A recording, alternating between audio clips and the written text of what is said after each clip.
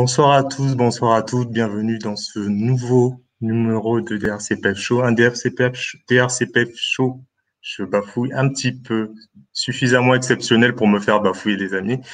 Nous avons ce soir en exclusivité, et c'est rare de l'entendre parce que c'est pas un habitué des plateaux de télé, encore moins sur DRCPF, et il nous fait l'honneur d'être là ce soir avec nous, de partager ce moment avec nous. Nous avons, sans plus tarder, je vous présente l'invité de ce soir. Bonsoir, Brice Samba. Bonsoir. Comment allez-vous? Écoutez, je vais bien par la grâce de Dieu. Ben, on vous remercie parce que pour nous, c'est suffisamment exceptionnel pour les internautes qui nous suivent, pour les personnes qui nous suivent de travers le monde, d'avoir votre parole. Et ce soir, vous nous faites ce privilège-là d'être avec nous. Donc, pour nous, c'est un vrai plaisir. Déjà, d'entrée de jeu. Plaisir partagé. Merci de vous prêter à l'exercice. On va essayer de s'accorder sur une 20 à 30 minutes, mais ça sera pas assez long pour nous parce que j'imagine que les téléspectateurs qui nous suivent auraient voulu avoir plus de temps, auraient voulu passer plus de temps avec vous. Sans doute, ils auraient voulu vous poser des questions aussi parce qu'on le rappelle, c'est une émission qui est enregistrée. Évidemment, on aura peut-être l'occasion d'en revenir. Là, ce soir, l'idée pour nous, c'est de nous tourner vers Brice Samba. Évidemment, l'actualité est importante. On a la journée FIFA qui arrive. On a l'actualité des Diables Rouges, donc un match amical qui va se jouer. Mais avant tout cela, moi, d'entrée de jeu, la première question que j'ai envie de vous poser, c'est que représentent les Diables Rouges pour vous? Bon, en tout cas, merci de l'invitation et de l'intérêt que vous avez porté à pouvoir m'avoir en interview. C'est vrai que je n'ai pas l'habitude de m'étaler sur les médias parce que j'estime que les hommes jugent, les hommes observent et ce n'est pas à moi de m'imposer. Dans tous les cas, c'est un plaisir aujourd'hui de pouvoir apporter, s'il faut apporter des réponses, s'il faut apporter des explications.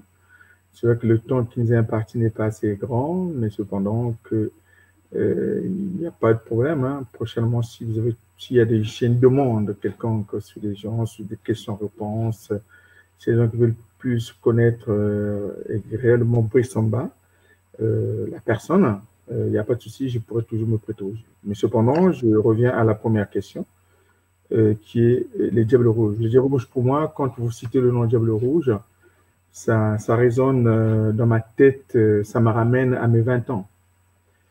Ça me ramène à mes 20 ans parce que ce pays-là m'a donné, cette équipe-là, à travers le Congo, m'a donné beaucoup d'émotions, beaucoup de bonnes choses. J'ai eu l'opportunité de me faire valoir. Sans les Diables Rouges, je ne serais peut-être pas connu à ce point. Mais les Diables Rouges, pour moi, c'est très grand, c'est énorme. C'est tellement énorme qu'aujourd'hui, je me sens trop loin parce qu'il n'y a jamais eu des sollicitations dans le sens où est-ce que tu aurais voulu apporter quelque chose parce que voilà, jamais une question de ce type-là m'a jamais été posée et je me pose deux fois des questions. Ben, on a l'occasion de vous poser des questions ce soir. Voilà. Et pour nous, sachez-nous, parce que nombreux aujourd'hui vous connaissent par aujourd'hui les faits de votre fils. On aura l'occasion d'y revenir. Mais nous, ce qui nous intéressait aujourd'hui, pour le Congolais qui a 20 ans, qui ne vous a peut-être pas vu jouer, moi je suis un petit peu plus vieux, je commence à me faire vieux, mais j'ai eu l'occasion de vous voir à la télé. Et pour nous, c'est quelque chose qui a parlé à toute une génération. Pour ceux et celles qui viennent de nous rejoindre, je vais quand même citer un peu votre pedigree parce qu'il est quand même assez lent. Brice Samba, c'est une carrière qui commence en 1989, Kotoko. Est-ce que jusqu'à là, je suis assez juste? Parce que n'hésitez pas à me corriger. Hein. Pas trop loin, oui. Je dirais Kotoko 85, 86, 87, Kotoko 88. Ah, 88. Voilà. Et là, déjà, la première sélection, elle arrive en 89. 89. Au Diable Noir, mais au Diable Noir. Diable Noir, avec laquelle vous serez champion. Vous gagnerez une coupe également. Tout à fait. Et avant de vous envoler vers l'aventure à l'international. Mais si on s'arrête déjà sur Diable Noir, donc là déjà vous êtes dans un club, l'un des plus grands clubs, l'un des plus populaires de la capitale, avec un championnat qui est relevé, avec l'un des plus populaires du pays. Ben, c'est peu de le dire, Diable Noir, c'est une référence. Les jaunes et noirs. Quel souvenir ça vous évoque d'ailleurs quand vous arrivez dans ce club? Qu'est-ce que ça vous fait aujourd'hui? Vous arrivez dans quel état d'esprit vous? Avec quel état d'esprit? Écoutez, en gros, je suis quelqu'un de très pragmatique dans la vie. Je suis quelqu'un de très curieux et j'ai jamais eu peur. J'ai jamais eu peur de la vie, des hommes ou de tout ce qui nous entoure. Moi, la seule peur et la seule crainte que j'ai eue, c'est la crainte de mon Dieu. Donc, mon Dieu à moi, je suis très croyant, je prie le Dieu de Jésus-Christ. Et en fait, ce qui m'amène au Diable Noir, tout simplement parce que j'étais quelqu'un qui a une très grande assurance. Dans le sens que je m'étais dit, Kotoko ne m'allait plus, c'était plus de mon niveau personnellement, par rapport à ce que je dégageais, par rapport à comment je me ressentais. Il était important que je gravisse un peu les marches pour aller plus haut. Mais vous aviez quand même à l'époque d'autres clubs, rappelons-le. Il y avait Diable Noir, c'est un club sous pression. Tout à fait. J'y arrive brièvement. Je vous assure que avant d'aller à Diable Noir, j'ai eu l'intelligence. Je ne sais pas si c'est le bon Dieu qui m'avait donné cette intelligence-là, parce qu'à l'époque, j'avais quel âge? J'avais, je ne sais pas, 17 ans, 17, 18 ans. Et j'ai l'intelligence de faire tous les grands clubs de la capitale. Il y avait des grands clubs à l'époque. En citant Patronage, Cara, Inter, comment on appelle, Étoile du Congo, Diable Noir, Kotoko. Il y avait vraiment 6 clubs. C'était des bons clubs. Donc, d'où je partais de Kotoko. Et j'ai regardé, assisté aux entraînements de tous ces clubs-là. J'ai assisté à l'entraînement de Cara, de Patronage, de l'Étoile. Je peux vous citer qu'à l'Étoile, il y avait Biongé. J'ai dit, oh mince, il avait une bonne cote, c'était pas bon pour moi d'aller m'affronter avec lui. Je suis parti voir un entraînement de Cara. Il y avait Ngoya. J'ai dit, oh non, Ngoya aussi avait une bonne cote à Cara, c'était pas important que j'aille me frotter lui. Je suis parti voir l'entraînement de Patronage. À Patronage, il y avait Ngangoy. J'ai dit, c'est pas bien, il avait une bonne cote, c'était pas bien pour moi que j'aille me frotter là-bas. Je suis parti voir l'entraînement de comment on appelle, de l'Inter. L'Inter, il y avait Mbango et Lebo. J'ai dit, non, c'est pas bon. Ils étaient bien une bonne assise. Et je suis parti voir l'entraînement de Diable Noir. Et à Diable Noir, c'est le seul club à l'époque où j'avais constaté qu'il y avait la faille du côté gardien de but. Qu'est-ce que j'ai fait? Je suis allé tout seul, par le biais de quelqu'un, un grand comité de Diable Noir, quelqu'un que je connaissais, qui travaillait au plateau 15 à la boulangerie, Marcel Collor, je me souviens très bien, et qui m'a facilité cette intervention-là, et c'est de m'entraîner. Mais vous ne choisissez pas le club le plus simple. Diable Noir, c'est un club sous pression, avec beaucoup d'attentes, un public qui est là, présent à chaque entraînement. On sait comment ça se passe, mais vous simplifiez pas la vie non plus. Bien sûr, mais la vie n'est pas simple non plus. Donc, la vie n'est pas simple. Mais cependant, je suis quelqu'un de, comment dire, qui aime m'affronter, qui aime me prouver. J'aime me prouver, en fait. Et j'adore. C'était un défi que vous étiez donné à vous-même. Et dans la vie de tous les jours, j'aime être important aussi. J'aime être important pour les gens, pour ce que je fais, pour même dans l'entraide au quotidien. J'aime être utile pour les gens. Je suis quelqu'un qui n'a pas peur de cette pression-là. J'ai jamais peur de la pression, de toute façon. C'est vrai que c'est pas pour autant on banalise la pression. Il y a la bonne et la mauvaise pression, mais moi, j'ai toujours eu une pression positive. Et aujourd'hui, ça m'a permis de me retrouver dans ce club-là. D'accord. Mais rappelons-le, vous arrivez quand même 89, vous êtes à Diable Noir, vous êtes appelé en sélection tout de suite. Première sélection avec le Congo, vous vous en souvenez? Oui, ma première sélection avec le Congo, je m'en souviens. Au départ, j'ai fait une bonne saison. Voilà, j'étais parmi les meilleurs gardiens. Et quand j'arrive, on me dit, ça c'est fin 88, on me dit il est trop jeune. Bon, il y avait peut-être la Coupe d'Afrique à Malabo, je me souviens très bien. À Malabo, je me souviens très bien. Mais nous n'étions pas qualifiés, Il y a une Coupe d'Afrique qu'ils ont joué où je n'ai pas participé. Après, je ne sais pas si c'est une Coupe d'Afrique, je me souviens très bien. Peut-être que vous faites allusion à l'UDAC, Coupe de l'UDAC. Pardon? Coupe de l'UDEAC. Oui, je pense, oui. Voilà. Moi, j'arrivais à l'équipe nationale soit fin 89 et j'ai joué la Coupe de l'UDEAC qu'on a gagnée en 90. Voilà. Voilà. C'est l'une de mes premières sélections à l'équipe nationale du Congo. Pardon. Et quel souvenir? Vous vous souvenez du match? Le Ah, premier match? À quel endroit ça s'est joué? non, le premier match de Sous les couleurs du Congo. de ma sélection à moi? Oui, la première sélection, votre première Ma sélection. première sélection, elle s'est passée à Brazzaville, tout simplement. Au stade Massamba de la Révolution à l'époque. À part les matchs amicaux pour préparer la prochaine la Coupe de l'UDEAC, les premières sélections, c'était celle-là, les matchs amicaux officiels. Hein. Donc, c'était ces matchs-là. Après, je suis tombé dans la coupe comment on appelle, la coupe de l'UDEAC. Et après, j'ai joué les premières rencontres. On avait gagné la Coupe de l'UDEAC, je veux dire, à l'époque. Oui. Après, c'était parti. Face au Cameroun, rappelons-le juste. Hein. C'était oui, parce qu'il n'était pas une petite équipe à l'époque non plus. Non, mais justement, c'est vrai qu'il y avait les Tatao, il y avait les comment on appelle, dans les buts, il y avait, ceux qui étaient après Antoine Bell, là. Il y avait des grands joueurs à l'époque. Mais à ce moment-là, je m'intéresse. 18-19 ans. Ouais. Donc, vous êtes très jeune et là, tout de suite, vous confirmez dans un club majeur où vous gagnez quand même des championnats, vous gagnez la Coupe du Congo. Je rappelle juste Coupe du Congo, championnat 91. Donc, on reste quand même sur une lignée de victoires. Coupe du Congo en 89 et en 90. Donc, 2 saisons et vous arrivez à garder vos titres. Et là, il y a évidemment les éliminatoires donc, de la CAN 92 que vous préparez. Voilà. On n'a pas beaucoup d'éléments par rapport à ça, je me suis renseigné, mais comment s'est déroulée cette première campagne? Parce que c'était vraiment les premiers déplacements pour vous, d'aller jouer sur des terres étrangères. C'était la première fois que j'ai mis pied en France. C'était un grand plaisir.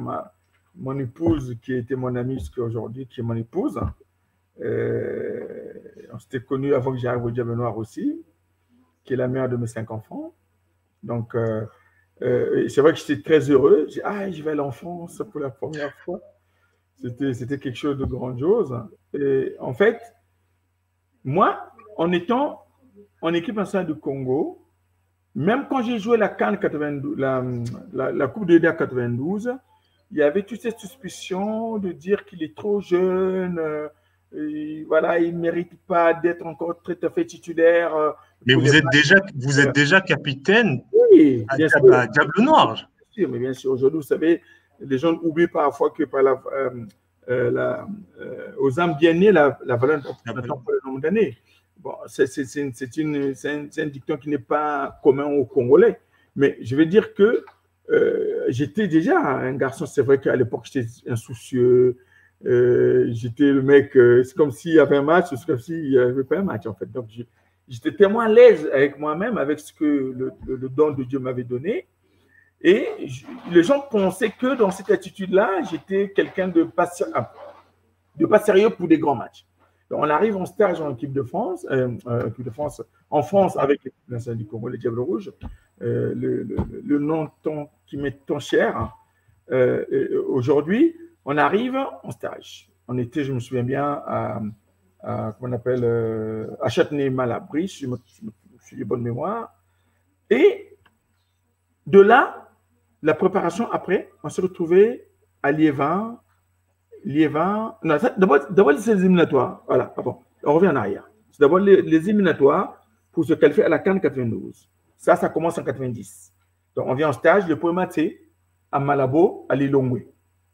Arrivé à Malabo, à Lilongwe,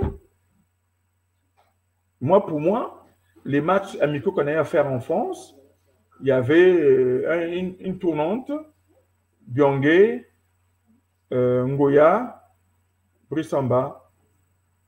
Donc, pour moi, dans mon esprit, c'était un peu inscrit que je ne serais pas titulaire. Bon, je me disais, bon, j'ai encore le temps, hein, je viendrai au moment venu.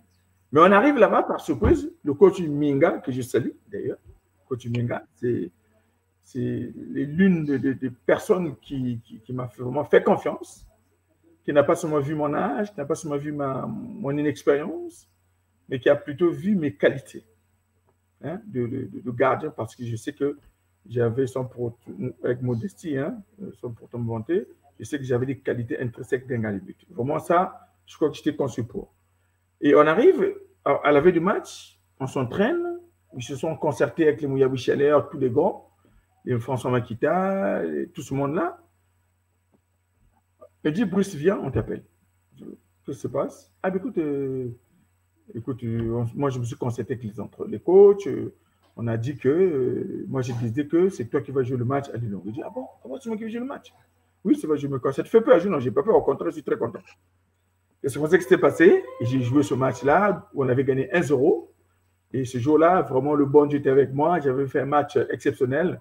Paix à son âme, Jean-Gilbert Foutou, qui m'avait surnommé le monument de l'Ulongwe à travers ce match-là. Et voilà, c'était parti ainsi. C'était parti ainsi, jusqu'à ce que la suite de tout ce que j'ai pu faire derrière. J'ai pris la peine de regarder quand même. Hein. Je suis allé consulter, passer, on est allé vérifier pour votre premier match en Coupe d'Afrique. C'est face à la Côte d'Ivoire. La Côte d'Ivoire, bien sûr. Et c'est 0-0. C'est 0-0. D'accord. 0-0 face à la Côte d'Ivoire. Puis il y a le match qui suit face à l'Algérie, 1-1. Ensuite, évidemment, il y a le quart de finale face au Ghana, 2-1. Mais je suis parti encore aller, j'ai continué à consulter parce qu'il fallait chercher. Le match en 2000, premier match face au Nigeria, 0 partout. Donc les premiers matchs, et vous avez eu des adversaires qui étaient quand même des cadors.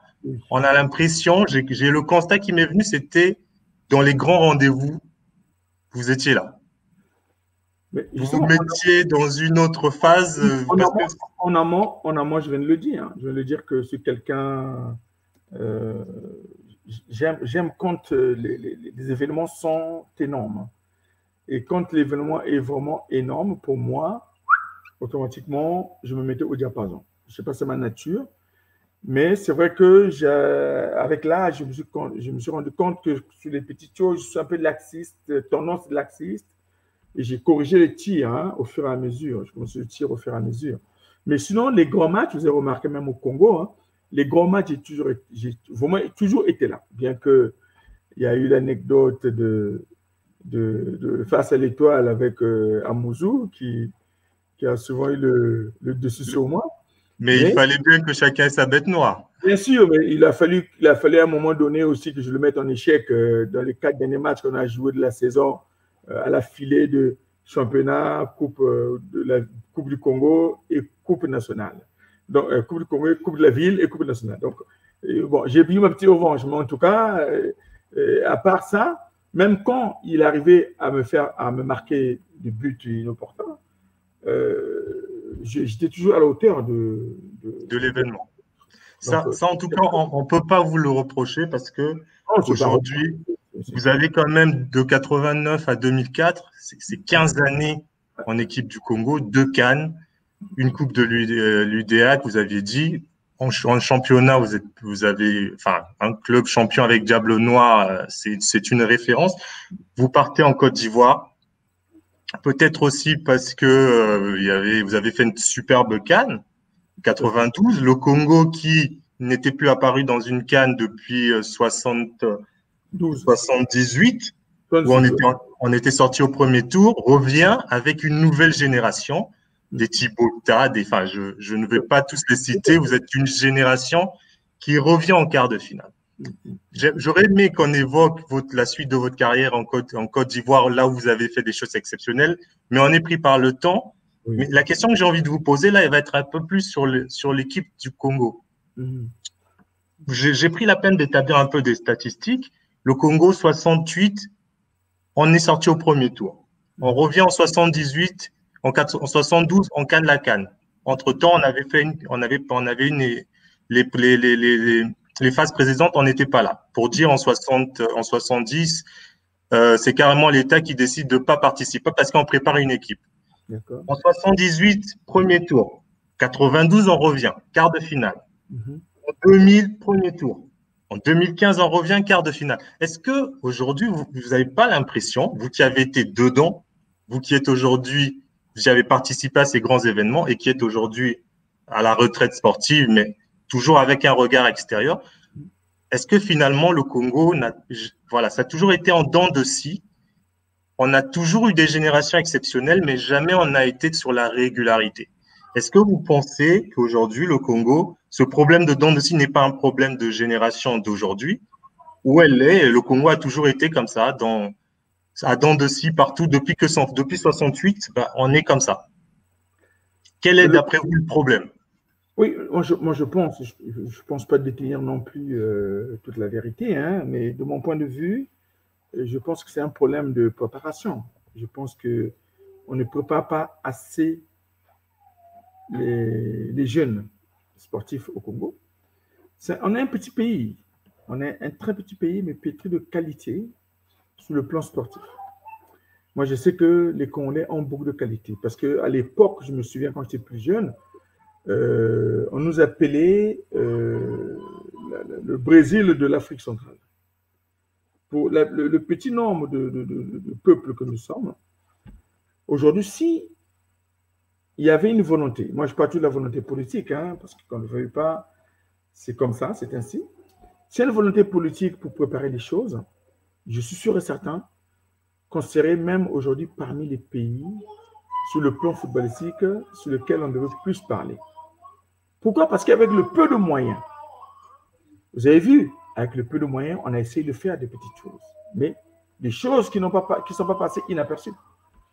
Donc aujourd'hui, si on prend les choses en amont et qu'on décide qu'aujourd'hui, il faut vraiment préparer les générations futures afin que dans 5, 6, 7, 8 et même 10 ans, avoir une stabilité, avoir un bon championnat, instaurer un bon championnat au pays parce que si vous regardez bien, nous-mêmes, donc nous, notre génération, si nous sommes arrivés quand même en quart de finale d'une coupe d'Afrique, il y a eu un bon championnat. À l'époque, il y avait un très bon championnat. Mais moi, je constate que depuis 92, donc après 92, il n'y a plus eu un bon championnat au Congo. Si je me trompe, les gens pourront me faire la remarque, mais je pense bien qu'après 92, il n'y a plus eu un bon championnat au Congo. Mais est-ce que c'est aussi lié au fait qu'on est connu sur un plan politique, une forme d'instabilité, et on a du mal, le sport prend beaucoup de temps à se remettre en place. Tout à fait. On a subi beaucoup de sévices et forcément, on paye peut-être encore les conséquences de nos... Et la stabilité politique aussi est importante. Géopolitique est importante. La stabilité géopolitique du pays est importante. Donc, c'est vrai qu'il y a eu des choses. Mais je voulais m'arrêter avant tous ces événements-là. Vous allez constater que, bien que même avant la CAN 92, il y a eu des petits trucs qui ont essayé de bouger, mais il y avait cette stabilité géopolitique dans le pays. Donc, ça a permis de nous préparer au mieux qu'on pouvait le faire. Et vous allez constater qu'on a eu ces performances-là parce qu'il y avait un bon championnat. Ça ne doit pas être perdu de vue. Il n'y a pas une équipe nationale qui va être une bonne équipe nationale sans avoir un bon socle national. Est-ce qu'on estime viennent compléter et appuyer? C'est important. Est-ce que donc du coup, parce que vous mettez le doigt dessus un petit peu, on a eu aussi l'épopée de AC Léopard l'année 2012 champion en Afrique qui permet de pouvoir être l'assise de la génération de 2015. Mais rien n'a été fait autour de ça. Rien n'a été fait autour de ça concrètement pour que cette dynamique-là soit répertoriée dans le championnat national. Non, mais là-dessus, nous sommes d'accord. Nous sommes d'accord, mais j'ai envie de vous poser la question quand même de savoir, aujourd'hui, vous êtes une référence en termes de gardien de but. À chaque fois qu'il y a un gardien qui arrive en sélection, malheureusement ou heureusement, on a tendance à les comparer. Vous avez tout gagné. On n'a pas évoqué votre période au niveau de la Côte d'Ivoire, mais voilà, vous avez été champion en Afrique, vous avez confirmé à l'étranger. Et aujourd'hui, quel regard vous portez sur, ça va être difficile cette question, mais quel regard vous portez sur cette nouvelle génération de gardiens de but? Il y a eu, après vous, il y a eu les Chamas, je parle de cette dernière génération où on voit aujourd'hui. Ok, d'accord. Bon, je reprécise un peu les choses. Hein. C'est-à-dire que moi, quand j'étais à l'équipe nationale du Congo, Chamas était c'est vrai que c'est un peu plus âgé que lui, mais à peu près sur ma génération. Il y a eu Mouko Barel aussi. Hein. Mouko Barel, il est venu, enfin, il est parti en restant en France devant moi. Donc, c'est à peu près un peu ma génération, sauf qu'ils sont allés dans la longévité, ils ont joué plus longtemps, il n'y a pas de souci. Mais je dis tout simplement, il y a des bons gardiens au Congo, mais il n'y a pas de bons formateurs au Congo. Et quand il y a un bon formateur au Congo de gardien de but, il faut qu'il y ait forcément un bon championnat. Rien ne peut aller avec. Moi, sans cela. Parce que moi, quand j'arrive au Diable Noir, c'est vrai que j'avais des qualités, hein, parce qu'à la base, j'étais acrobate. À la base, j'ai fait l'acrobatie depuis 5 ans jusqu'à l'âge de 12 ans. On se souvient de vos sorties spectaculaires, d'ailleurs. J'étais un vrai acrobate. J'étais la mascotte au défilé, avant de jouer footballeur, au défilé de 13, 14, 15 août avec le Marien, la mascotte quand j'étais en l'air qui tournait 1000 fois, là, qui retombait, c'était moi. Donc aujourd'hui, en fait, moi j'ai eu la chance de croiser une certaine personne qui s'appelle Antoine Nsamuna. Coach Antoine Nsamuna. C'est cette personne-là qui est venue un jour, qui venait voir l'entraînement des gardiens de but au Diable Noir, qui m'a approché, qui m'a dit, et qui a approché le dirigeant, qui a dit, le petit là, c'est un bon gardien. Il a beaucoup de talent. Il est pétri de talent, mais moi, je suis capable de lui apporter une certaine sérénité sur certains gestes, sur certains... C'est lui qui m'a appris la base d'un gars de but. Il m'a donné un exemple très simple. Il m'a dit, écoute Brice, tu sais plonger. Tu peux quitter ici, tu peux plonger, tu peux faire 5 mètres de plongeon. Mais si tu vas plonger, tu touches le ballon, tu ne sais pas l'arrêter le ballon, il retombe et on marque le but. Tu as plongé pour rien. Donc, il faut qu'on travaille la prise de balle. C'est le mec qui m'a fait travailler la prise de balle et les séquences de positionnement en fonction du ballon qu'un joueur porte. C'est-à-dire qu'aujourd'hui, tu as un joueur en face de toi qui a le ballon. Mais ce joueur-là, il a le ballon, mais il n'a pas le ballon, il ne l'a pas au milieu de lui. Il a son pied gauche ou son pied droit. Mais le gardien a tendance à être en face du joueur au lieu d'être en face du ballon. C'est quand tu es en face du ballon, tu es automatiquement décalé du joueur. Donc, quand le joueur frappe en étant en face du ballon, tu es plus près de la trajectoire fuyante de la balle que quand tu es dans son axe du joueur.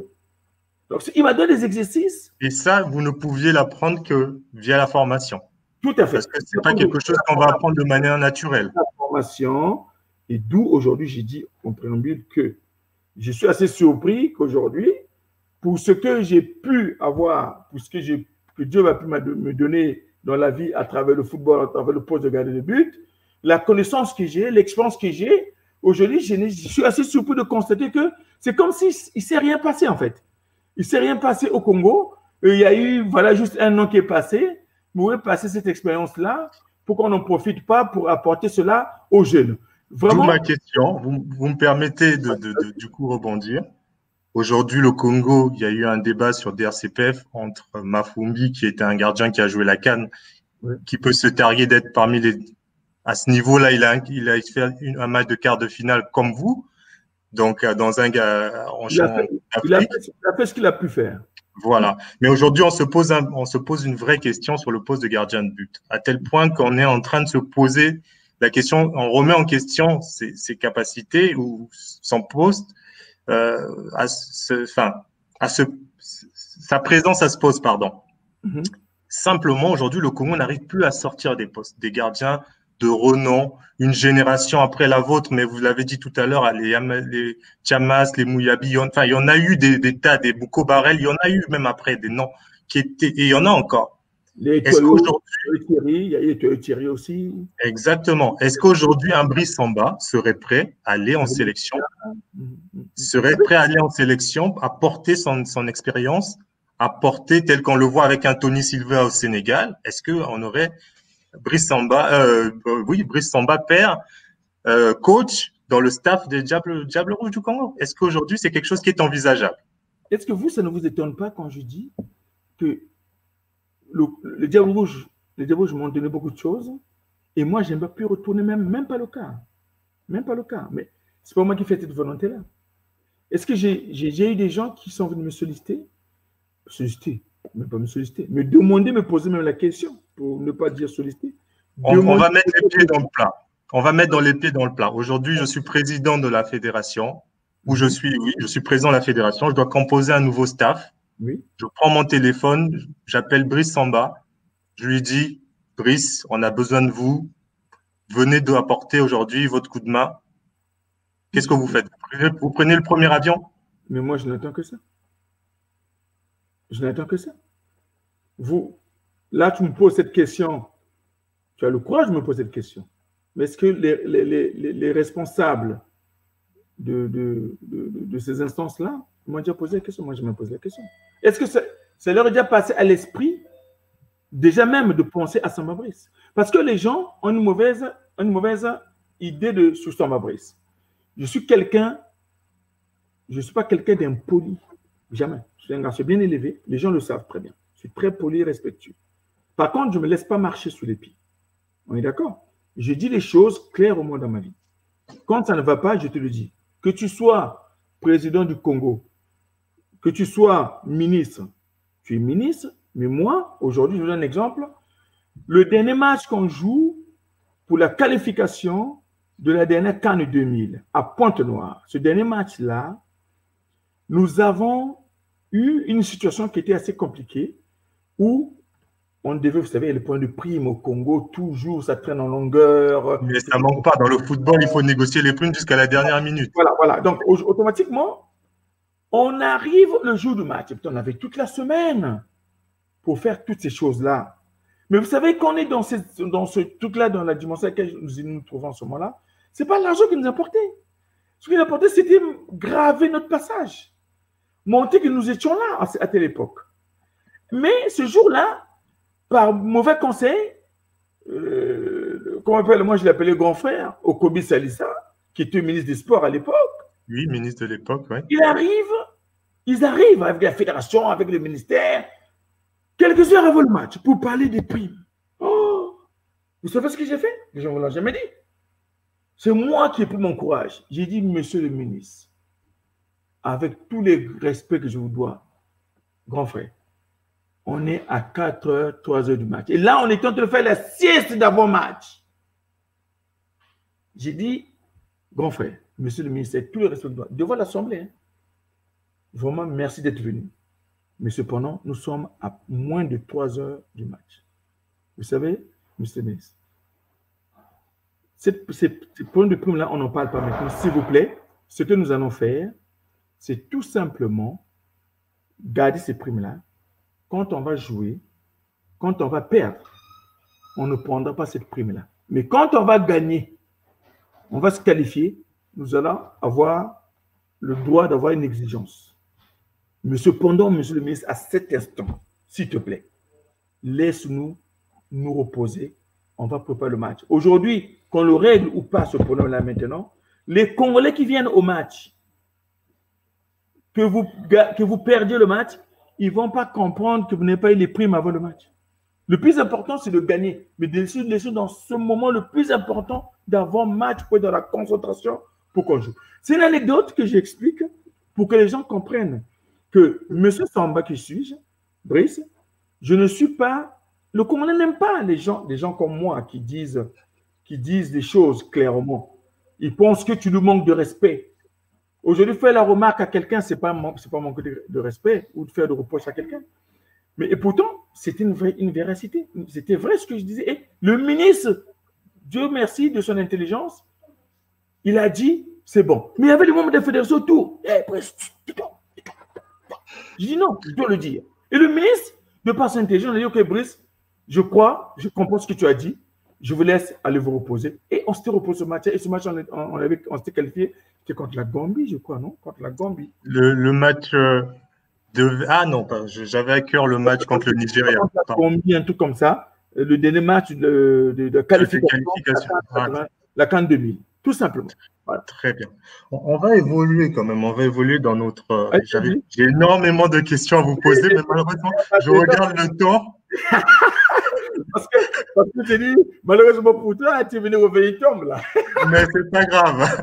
Parce que vous l'avez dit, hein, les internautes, ceux qui nous suivent, Mais Tout t'inquiète à pas, l'heure, vous si pouvez tu as regarder en besoin début si tu as d'émission. besoin de questions-réponses, trouve un bon Voilà. moment. Moi, je peux sacrifier 1 heure, 2 heures pour des questions-réponses. Je peux répondre aux gens, même sur les actions, les buts qui se sont Bah, passés nous, dans les ça, championnats.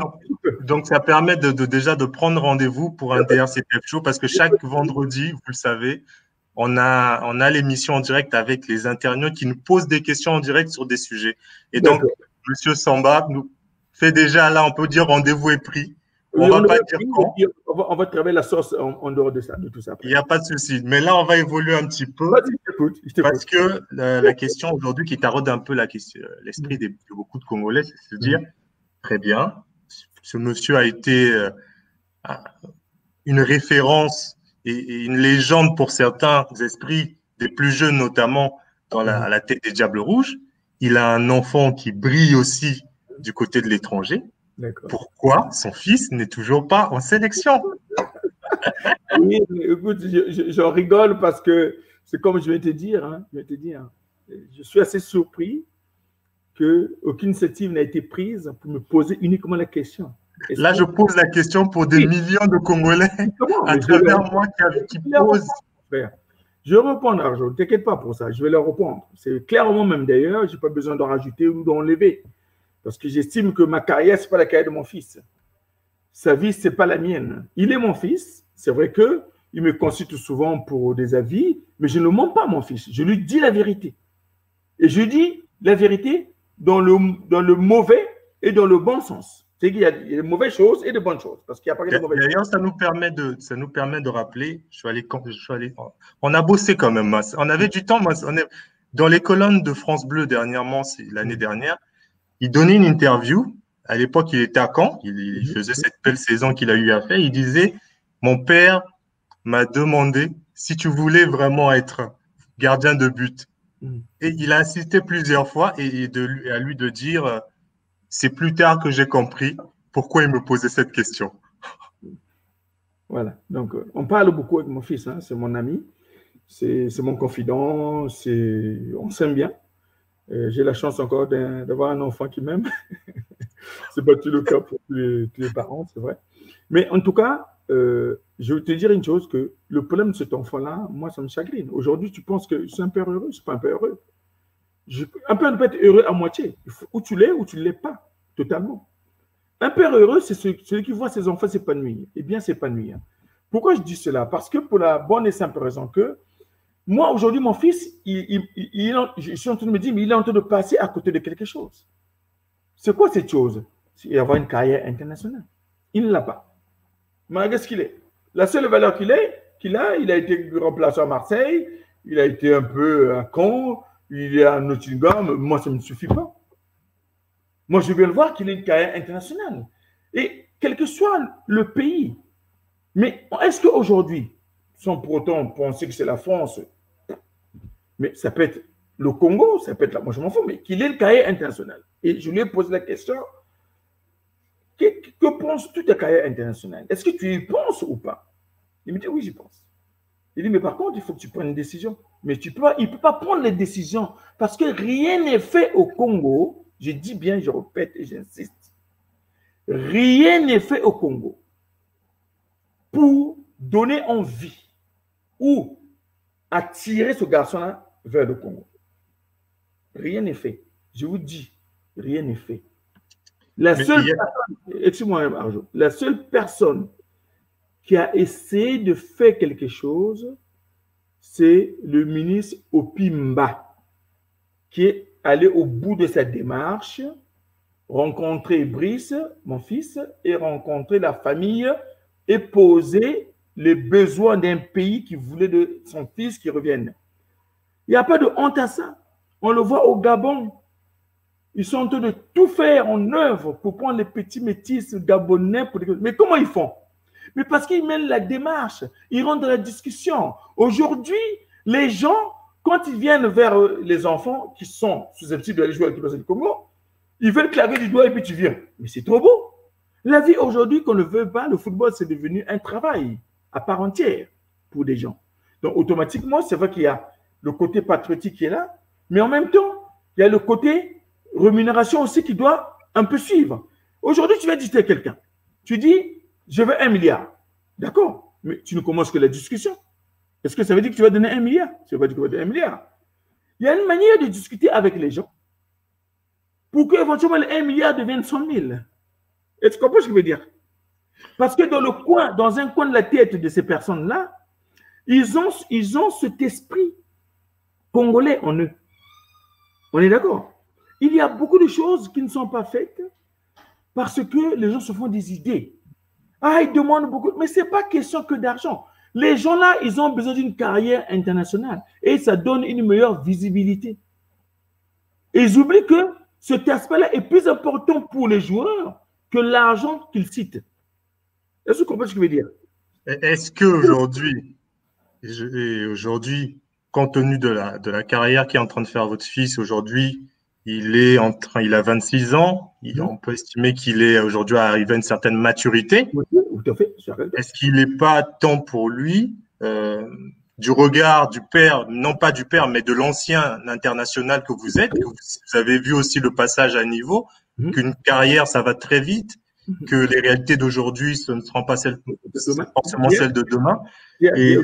Et un garçon qui a été quand même élu par ses pairs comme joue gardien dans l'équipe type de Championship, qui est la deuxième division anglaise, ce qui prouve quand même que c'est un garçon qui aujourd'hui a une considération, a une cote sur le marché des transferts. C'est peut-être cette équipe nationale, cette reconnaissance au niveau international qui va peut-être lui permettre d'aller chercher un club de référence de première ligue. Mais je suis totalement d'accord avec toi. Mais c'est ce que tu dis, Arjo. Est-ce que ce gamin-là, tu connais les gamins en France, hein? Tu le connais, hein? L'émancipation n'est pas celle des gamins en Afrique, hein, où tu vas. Ah, c'est le ministre tremble. Ah, c'est le président. Ils ne tremblent pas. Ils ne tremblent pas, eux. Ils veulent du concret.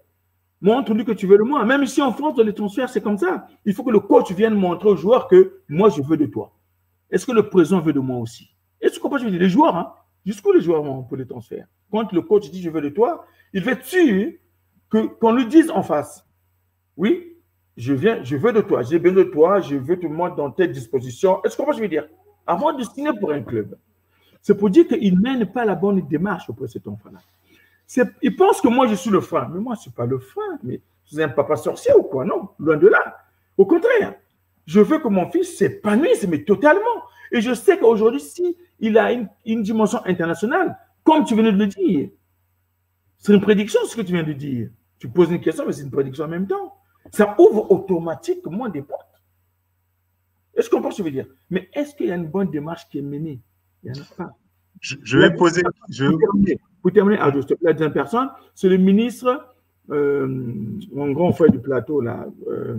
Ngolondele. Ngolondele, que j'ai rencontré à Caen. On est partis ensemble, on a dîné ensemble. J'ai fait exprès d'aller garer ma voiture. J'ai dit, grand frère, comme il y avait des sous-dits, des gens qui disaient que c'est moi qui ai empêché le fils de venir, j'ai dit, grand frère, il est là, discutez déjà. Moi, je m'en vais chercher une place. Hein. Comme il y avait du mal à trouver une place de parking, j'ai mis au moins 30 minutes. Ils ont eu à parler.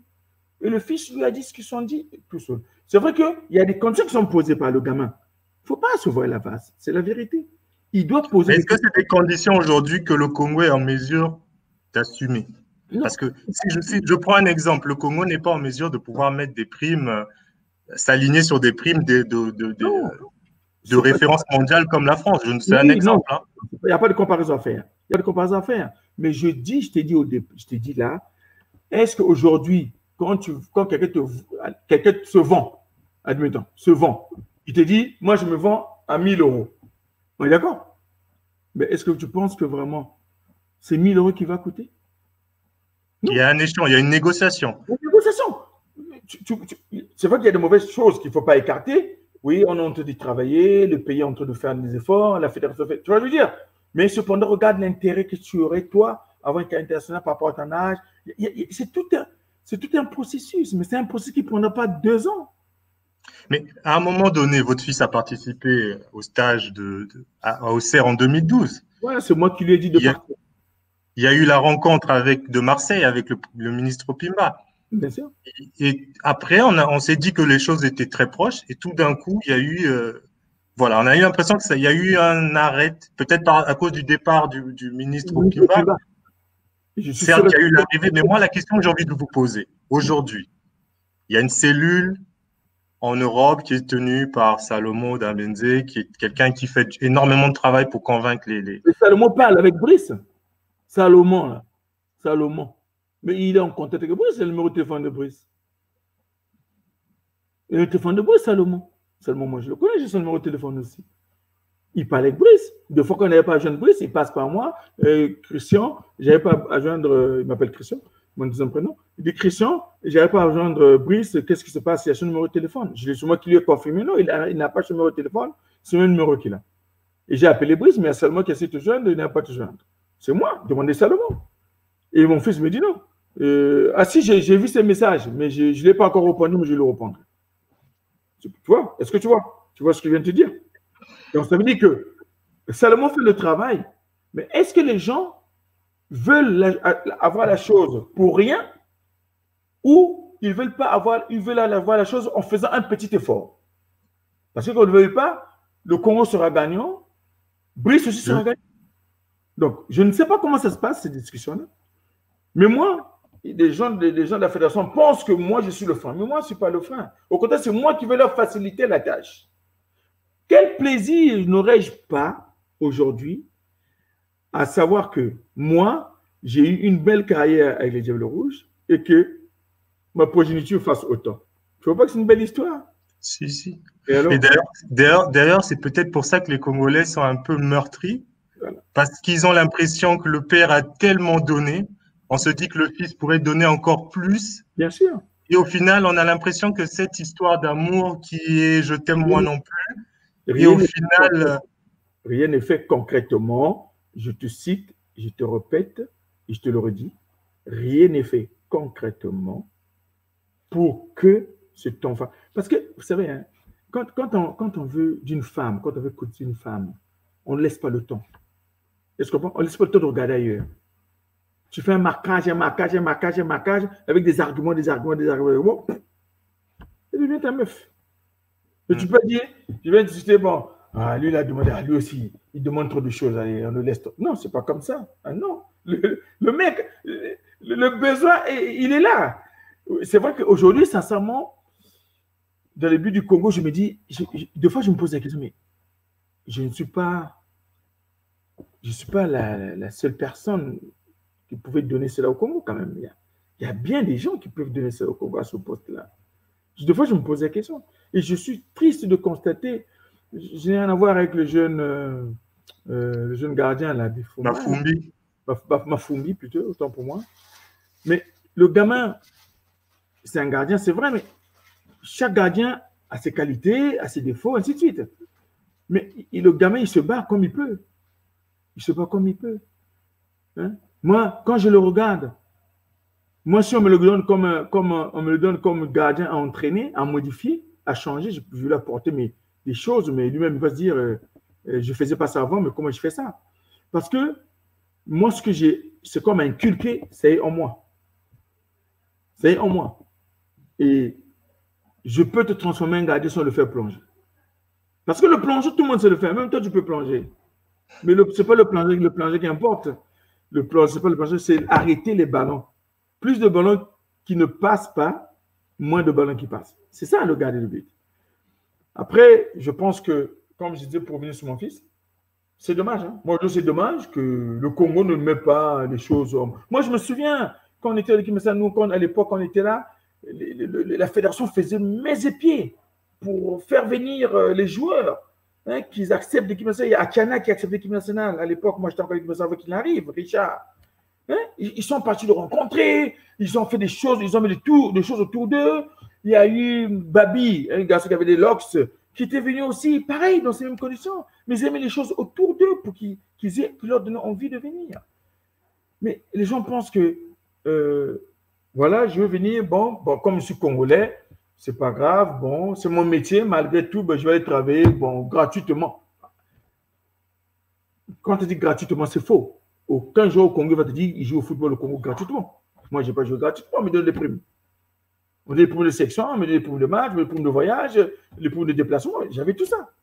Donc, quelque part, ce n'est pas gratuit aussi. Mais les gens veulent tellement amplifier que moi, je veux m'enrichir sur le dos de mon fils. Mais attendez, moi, je vous signale que moi, je suis chef d'entreprise. Ce n'est pas l'orgueil. Je le suis. Malheureusement, on aurait envie de vous entendre et d'échanger encore longtemps. Mais on arrive à la fin de cette belle échange, hein, parce que c'était vraiment passionnant. Il y a beaucoup de choses à dire. On va consacrer tout un DRCPF Show, parce que DRCPF Show, c'est chaque vendredi. Il y a des choses à dire, il y a des choses à dire, parce qu'il y a des choses, il y a des non-dits que les gens prennent pour aller en faire leur gagne-pain. Non, c'est pas bon comme ça. Il faut vraiment aller au bout des choses et démontrer aux gens que cela a été fait, ce n'a pas été fait. Voilà, tout simplement. Et qu'est-ce qu'il faut faire pour attirer cet enfant-là? Amener cet enfant-là, pas l'attirer, l'amener, le ramener qui me laisse. Il est l'Afrique. Les Ivoiriens, ils veulent lui proposer la nationalité. Mon fils a dit, hey, papa, et ça là, non. Ça là, tu vas appeler le Congo. Hein? Mon fils me dit ça. En tout cas, merci beaucoup, Brice Samba, de nous avoir parlé. On le rappelle, j'ai pas eu l'occasion de beaucoup l'afficher, mais c'était important de le rappeler.